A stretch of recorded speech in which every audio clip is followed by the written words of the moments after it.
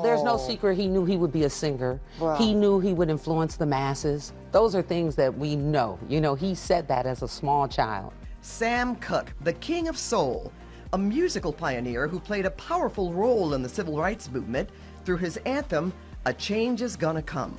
It pushes forward hope. It pushes forward the idea that we can make change. Now his granddaughter Nicole is working to keep that legacy alive, most recently with a new picture book named after the iconic song. This is my way to make a change, because all of us want that purpose, right? How to get out here and say we made an impact, we made a change, we participated in the change. And I realized that my job had been made easier by some really big shoes. Her ultimate goal? To inspire younger generations to want to make the world a better place. I would love to see the new Sam Cookes of the world helping to see how they're taking what they've learned from Sam and moving forward with it.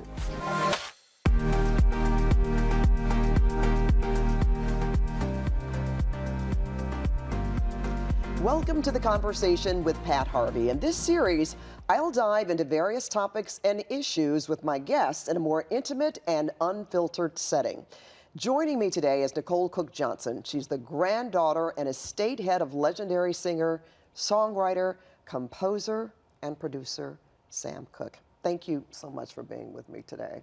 Thank you for having me. I'm honored. Oh, I can't wait to get into our conversation. You have authored a new picture book titled A Change Is Gonna Come, based on your grandfather's iconic anthem and by the same name, of course. And we're going to get to that in just a moment. But first, I want to talk about your grandfather. I'm excited to share with people who may have heard the song, but at the same time don't know as much about your grandfather. So we want to kind of set the stage here if we can. I know he was born in Mississippi, right? Clarksdale, Mississippi. Clarksdale, but raised in Chicago. Yes. Okay, so tell us about how his childhood was and how maybe that helped shape his career. Well, Sam was a singer early. He was a teenage gospel singer. One of the things that people always talk about, there are a couple of key points in the Sam Cooke ecosphere that are important, and that was that he was one of the pioneers of gospel music gospel singers singing secular music. And that was a major transition just in the music world because there wasn't multiple genres. And that was one of the things Sam brought to the space. I remember seeing him on the Dick Clark show. Always watched Dick Clark. And listening to his notes and watching him perform, you could certainly tell that gospel background. But as you say, to really bring that as well as secular music and introduce the masses to that, that was so incredible. Did he really have that in the back of his mind? In other words, do you know if that's what he planned to do, or did it just happen that way? You know, I wish I could say. I wish that was a conversation I could say I had or something I know, but I will tell you this from digging deep into the information, and one of the stories I often love to tell is about how he knew he would be a singer, singing the popsicle sticks. I tell that story often.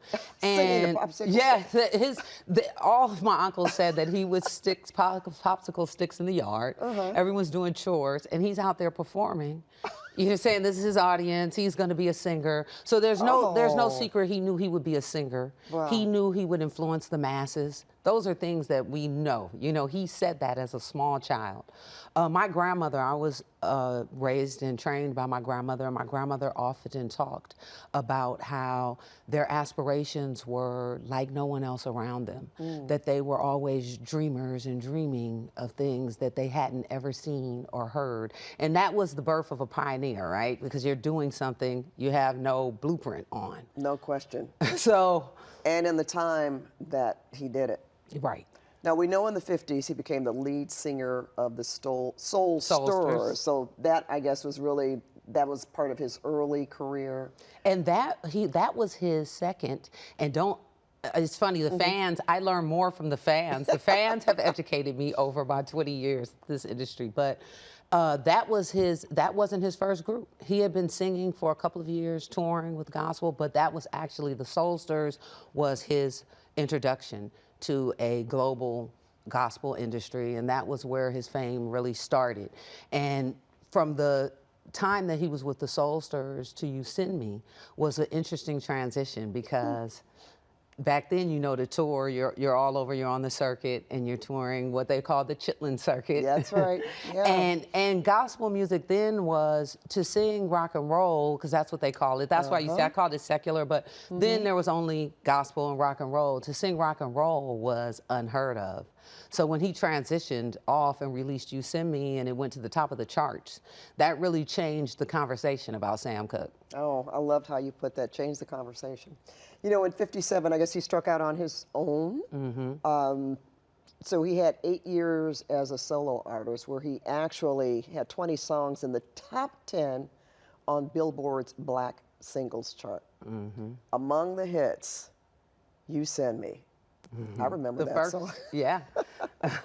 You know, I'm listening to you talk, and I'm thinking a lot of our artists at the time, Aretha Franklin, a lot of them started singing gospel. And at the same time, they moved on to the more popular music, rock and roll, took some heat for that in the beginning, but also became very responsible for, in your grandfather's case, really educating people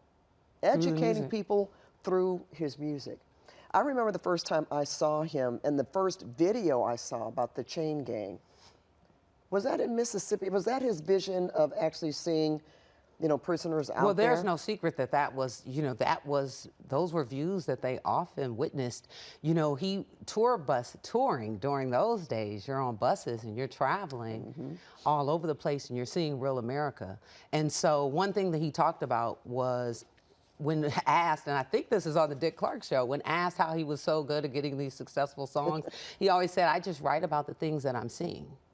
And that was what was so intricate because it was what people could feel, it was what people were going through at the time. Aretha always credits him for being the person who they followed into that path because gospel music, of course, was so important. And we know that the talented people who were singing gospel felt, but there was a lot of criticism about if secular music and rock and roll music was the devil's music. Right, that's what they called it. You're right. That's, you know, and so him blazing that path helped a lot of people.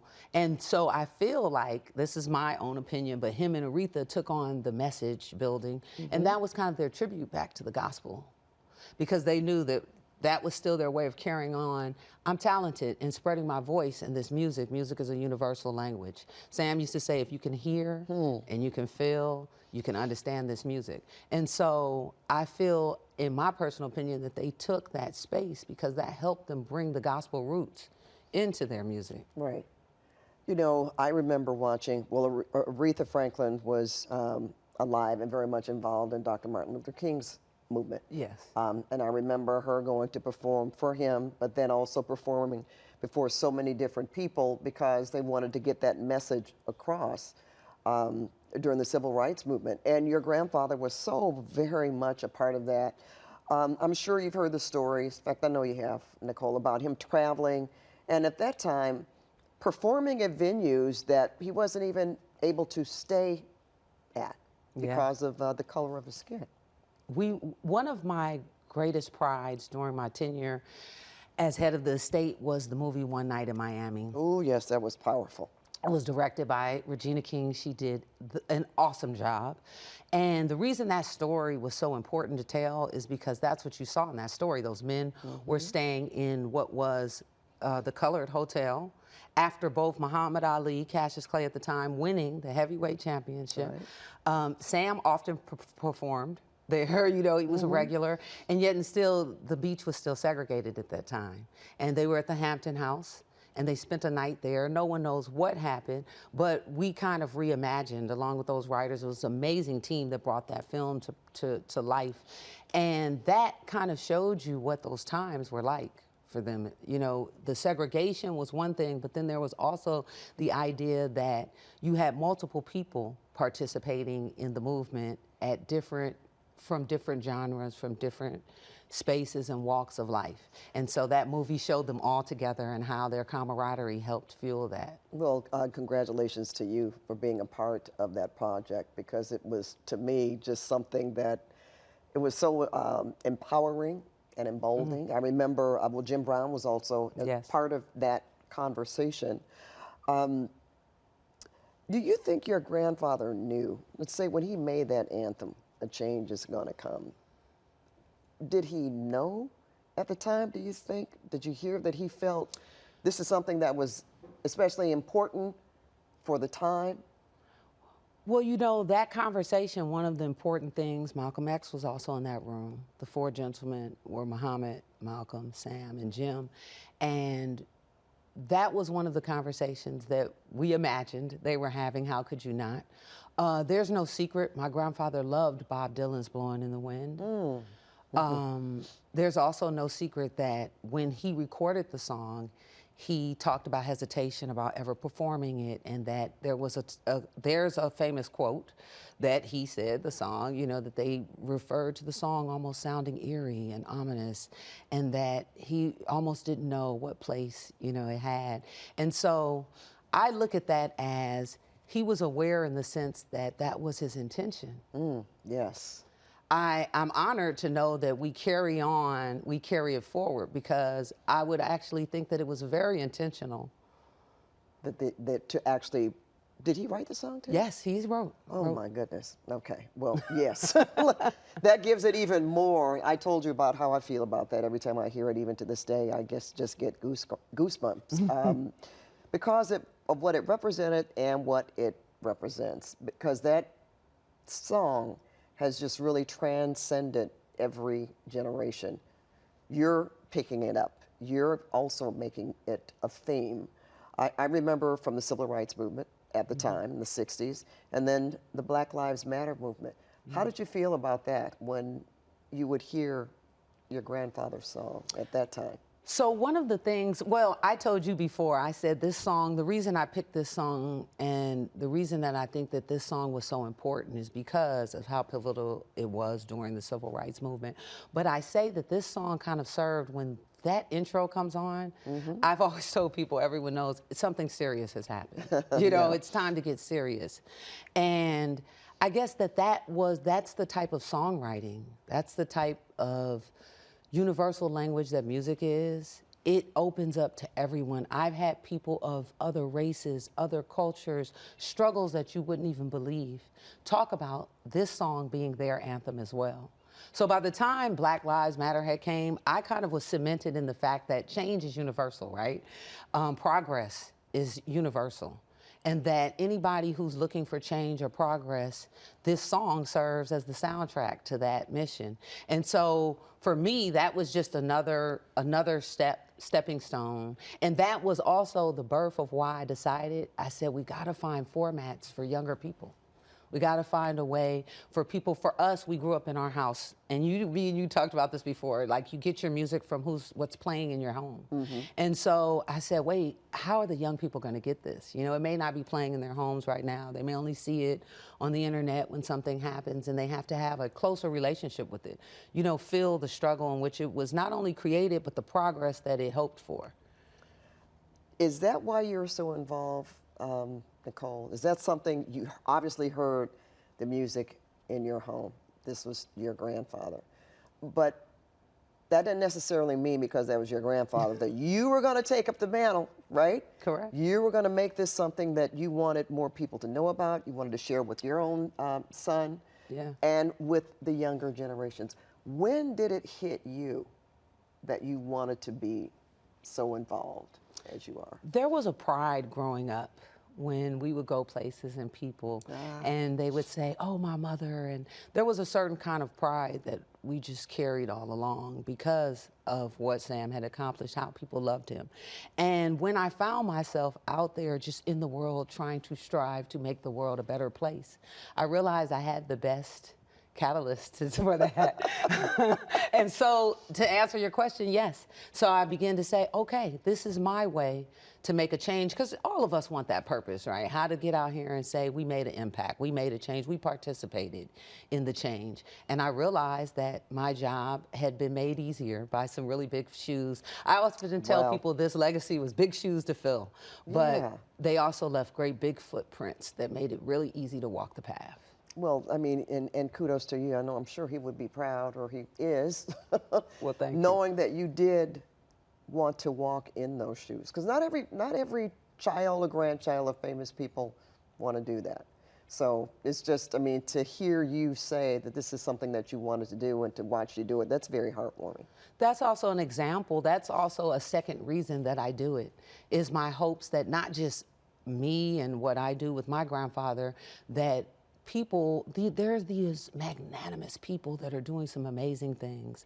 And life is as it is, right? We can't all be here forever. Right. And so my hope is that I lay a blueprint on how you uphold a legacy. How do you preserve spirit and history and carry legacies forward?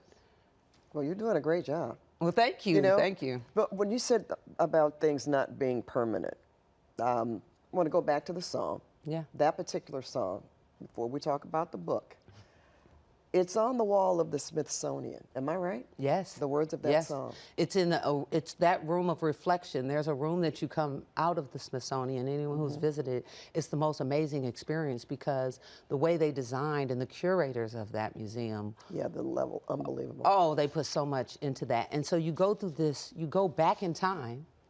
And when you come through all of our history, and that's what I feel kind of this song has been, this book is, you go through all of our history, and then you come to this beautiful room with waterfalls, and obviously room with 4 walls, and on one of those walls is Sam's quote, "Is a change gonna come, Sam Cooke?"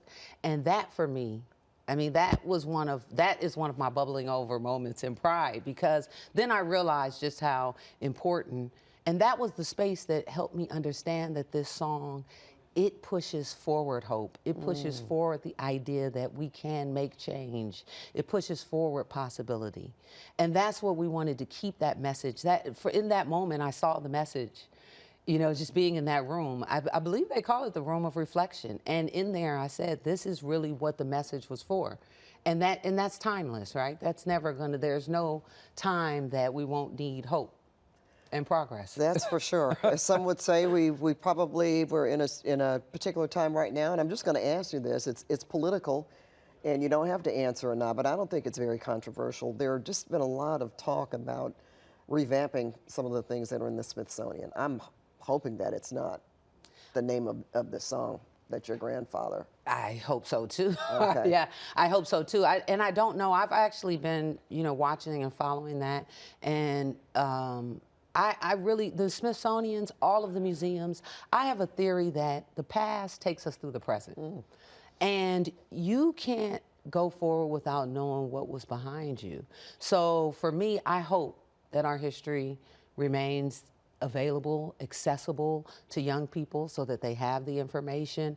You can't sometimes, if you don't know how to go against things that are happening, the best you can do is push forward. And so that was why it was so important for me, for young people. There's no secret that in this book, Nicholas Smith was an awesome illustrator. We couldn't have had a better partner in creating this project.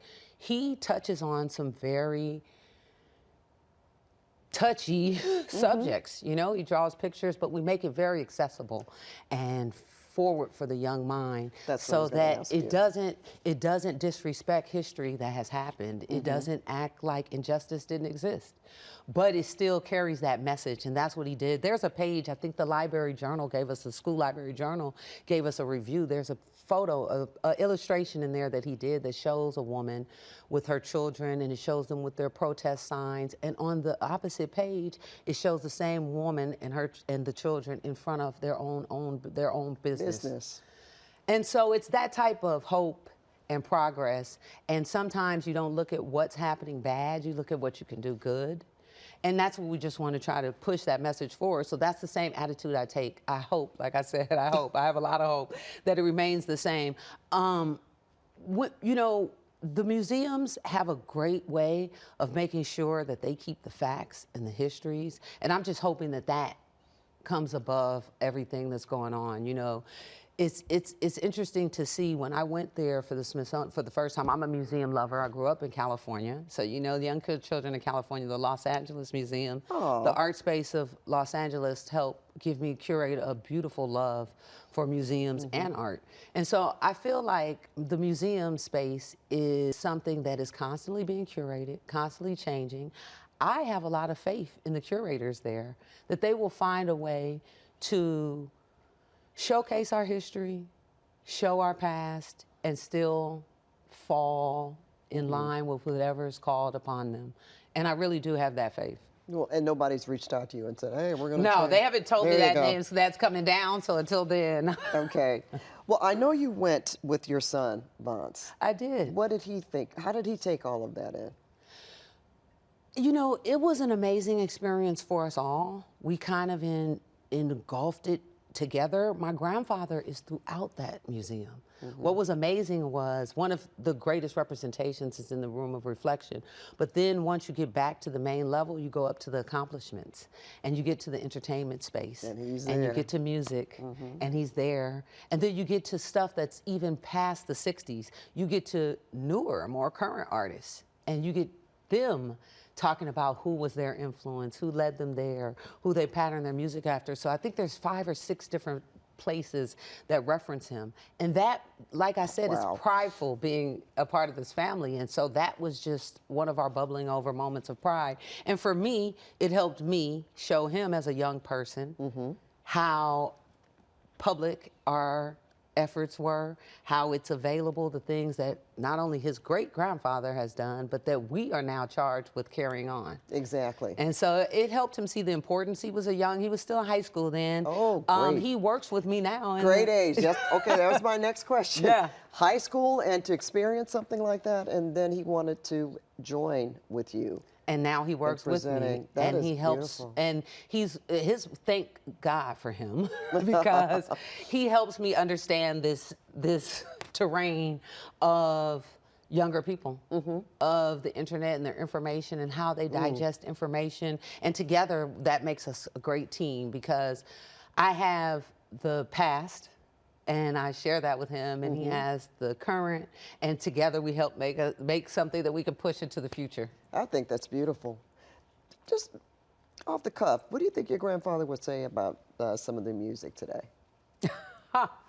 Oh, you know what's interesting? I think that if my grandfather was here, I think that there would be a somewhat different kind of music today. Ah, okay. And that's what makes that answer tough for me, because I often say that. I'm an R&B fan.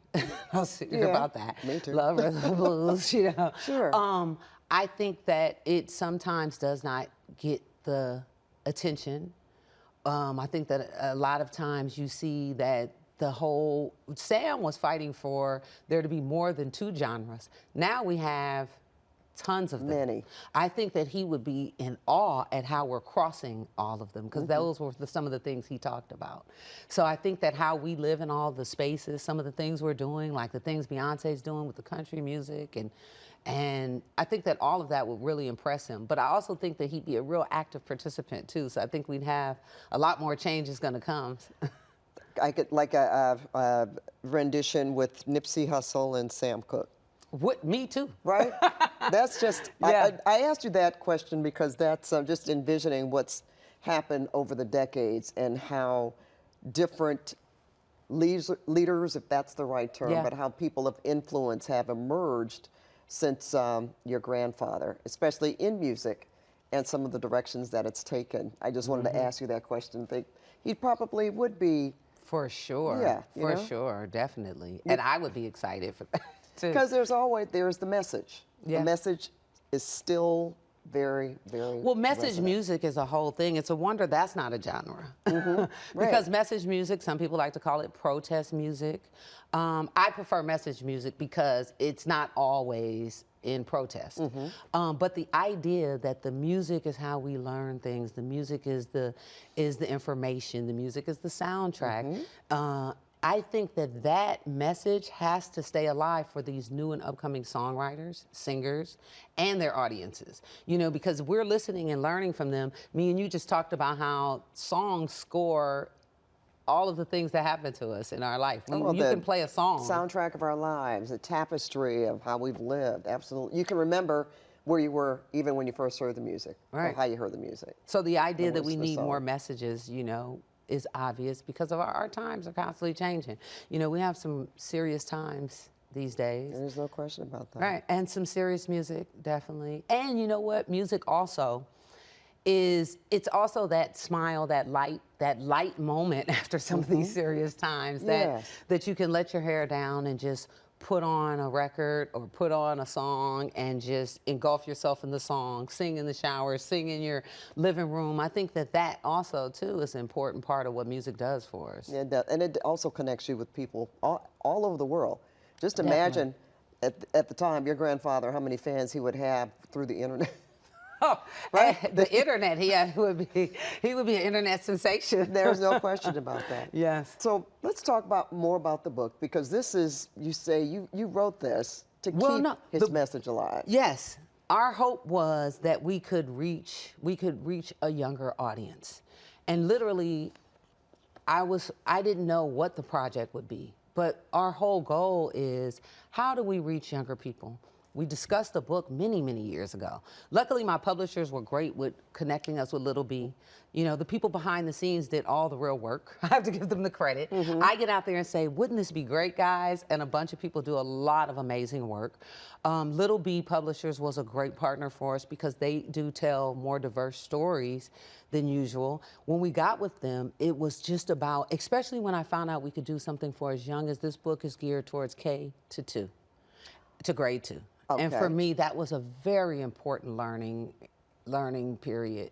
You know, that's when children are formulating their ideas. Absolutely. I was born in California but moved to Georgia. One thing that I saw moving to the South is, in the South, California was a melting pot in the 80s, 90s. You know, you grew up in neighborhoods and you saw every single culture there was. A lot of times I found when you go to the South and to the East Coast, it's not as diverse. And sometimes you figure that the younger mind is the person who's formulating their ideas and opinions. And they're asking big questions these days. So I jumped on the idea that, oh, we could do something that could introduce this song, this information, this message, and this feeling to a younger audience. And then from there, we were connected with Nicholas. And Nicholas Smith, as an illustrator, I have to give Nicholas his props, because Nicholas, he really brought it home. It took some amazing illustrations to make the whole project match. You know, for that age group too. How do you make it accessible? Hinge on the illustrations. For such an important song too, Sam was a great songwriter, because I often tell people he wasn't a complex songwriter. He wrote very simple and easy to understand songs. A lot of foreign people. Is that what it is? That's pretty good. Okay, I hadn't really thought about that. You know, and you're right. someone gave me, believe it or not, when it was, oh my goodness, I hate that I forgot her name, but an international singer had told me that she would put on Sam Cooke because of his enunciation and because of how the lyrics were simple for her, a non-English speaking singer, and she would sing over top of the song, and that was how she learned how to sing soul music, and was a beautiful singer. So that's why we said, okay, now how do we know that the lyrics are simple? We need the right illustrations. When all of that came together, it birthed this project, and when I saw the book, I was in love. Oh, that's so beautiful. Are you trying to get this in schools, I would libraries? love to, yes. Okay, yes. Are you doing anything in that area to try to get it? Well, we placed? are personally trying to just get the book in as many young people's hands as possible. So the estate has just launched our own efforts to just make sure we get the book out. We're hoping that the schools embrace it. The School Library Journal gave us an awesome review. We got a great review from the Kirkus Reviews. I was very proud of those, because what they show people is that, and one of their reviews was, this belongs in all libraries. Oh, and so I'm hoping that picks up. I'm hoping that schools, libraries, I'm hoping it's the gift that everyone wants to give children before they're even born. I'm a picture book gifter. Yeah, all right. So baby showers, yes, get the baby book. showers, get the book, yes. What other things are you doing with the estate? Well, we try to constantly, I love that I tell people it's about quality and not quantity. So we work very slow. Because we like to do projects. I tell people our projects always come together organically. We get great people, great artists, testament to this book project. So we have a lot of things that we put in the wind, and we wait for everything to kind of have the right space, because we always call it the Sam ethos comes into play. And so I would love to see more songs Sam wrote amazing love songs. His songwriting Darling, doesn't... you send me. Hello? Honest, you do. Yes, see, I'd love to see children have a better relationship with just music. I'd love to see more of the songs become books. I'd love to see more stories. The storytelling we did in One Night in Miami, I think, is just the beginning. Sam's story about going to the Copacabana and being one of the first African Americans to perform there, and having to go twice because he bombed the first time. So there's some amazing stories. He bombed the first time? You Yeah. mean but the audience didn't receive him They did not well? receive him. He had these grand ideas to do a show unlike anything else, which is why I think he would be very impressed with what music is doing today. Okay. Because he wanted to do a show that crossed genres. It's no secret Sam loved folk music, country western music, and he wanted to do all this music, and all of the audience was expecting to see the Sam Cooke they loved. Ah, okay. And so his first time was a bomb. Wow. And you know what the testament to that story is? That wasn't his last time. That he went back, he changed the show, and went back, and the Live at Copacabana is one of his best-selling albums, and one of the most talked about Sam Cooke projects. So I would love to tell stories that help introduce people to those experiences. I would love to tell more stories. I would love to do more. I'd love to see that. I was going to say, well, you know what, Nicole? Just let me know when you have some actors picked out, because that would be interesting to find out who's going to play him in this one. Leslie Odom was wonderful. Oh my God, Leslie Odom. That's the joke between us. He brought that. And just like we said, everything else, when it's Sam Cooke, you need all the right people. You have to, in order to respect what he did, the legacy that he left, you have to have people who really bring their A game. And when I tell you, Leslie, the entire cast of One Night in Miami brought their A game to the table, and it showed. Yeah, and it another was project that we're extremely fantastic. proud of. You know, your grandfather died at a very early age. How old was he? 33. 33. What do you think he would have accomplished had he lived longer? I know that's a long Hey, my list. list is long. How long do you? Hey, we've got, however. You know, like I said, no disrespect to the music industry that we have now, but I definitely do think it would be a different space because he had his own label. He was signing artists, and that was at a time when... That was unusual. Yes. Yes, you know, now you still get credit for doing that, and that was 60 years ago. So just to see where that would have taken him, what artist he would have discovered, and how he would have helped him. He was one of the Valentinos was one of his acts, and the Rolling Stones covered their song. Wow. It's all over now. That was an amazing just experience in music business. And so to imagine him carrying on those type of feats would just, I can't even imagine what it would be, but I know he would definitely have had an impact on not only the music industry and the artist industry, but I just think this world. I think that he would have continued to make message music, and I think that would have encouraged more artists. And I look forward to seeing what we have. Right now, we have a lot of amazing artists who do some amazing things. And so for me, I would love to see the new Sam Cookes of the world. I'm often seeing the new Sam Cookes of the world, what they're doing, and helping to see how they're taking what they've learned from Sam and moving forward with it. Well, you are certainly doing some amazing work yourself, and I'm just looking forward to see what else you're going to do from the estate. I know you mentioned some other documentaries or films that you'd like to see develop, but right now you're concentrating on the book, getting it out there. So real quick, how can people get the book? It's available everywhere at all book retailers, everywhere books are sold, all the big Amazon, Barnes and Nobles, Target. They can also go officialsamcooke.com is our website, Official Sam Cooke on all the social media things. We have links that get you to where you need to be.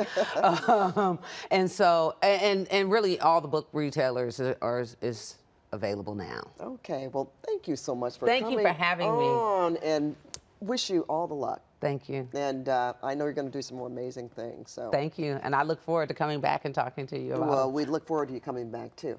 All right. Thank you, Nicole. Thank you. And thank you for watching the conversation with Pat Harvey. Make sure to check your YouTube page for future episodes. You're awesome, Pat. Oh, you're